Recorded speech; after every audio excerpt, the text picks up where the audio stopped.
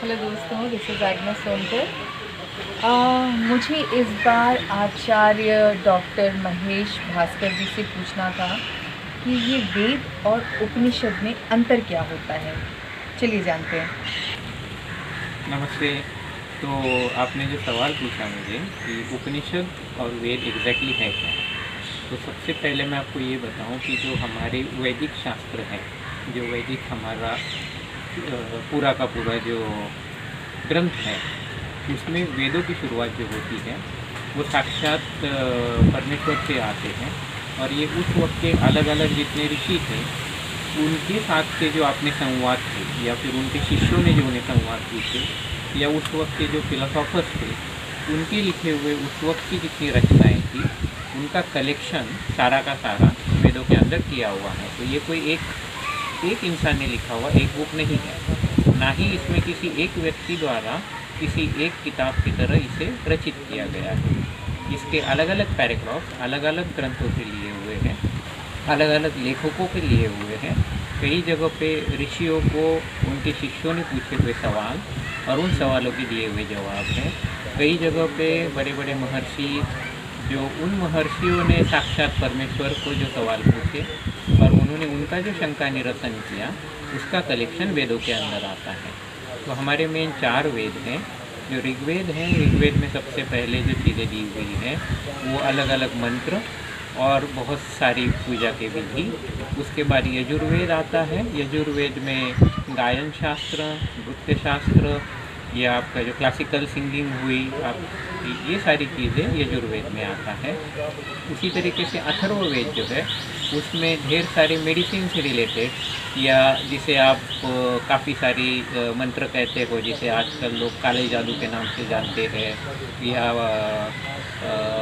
वशीभूत मंत्र जिसे कहते हैं, इवन जो मेडिसिन है या विषों की जो विद्या है, विष विद्या जो है, पॉइजन से रिलेटेड, ये सारी चीज़ें आपकी अथर्ववेद में आती हैं। तो इन सारे वेदों के फिर से उपवेद आते हैं।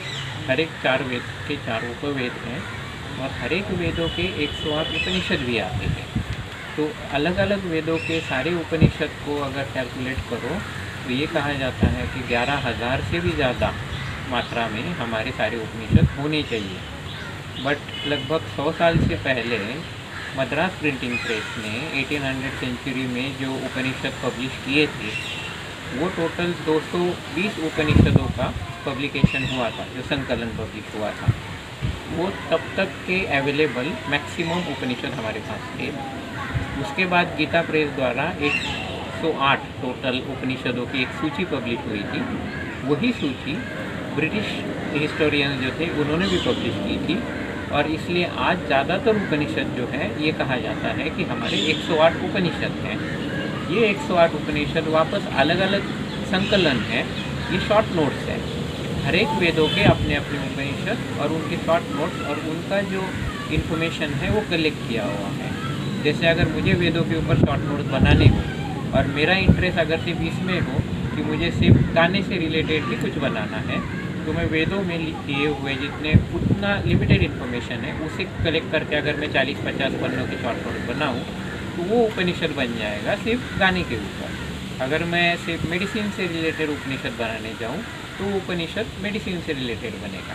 इस तरीके से वेदों के ऊपर बने हुए शॉर्ट नोट जो है उसे कहते हैं उपनिषद। उसके बाद हमारे ग्रंथों में जो आगे आता है वो है पुराण।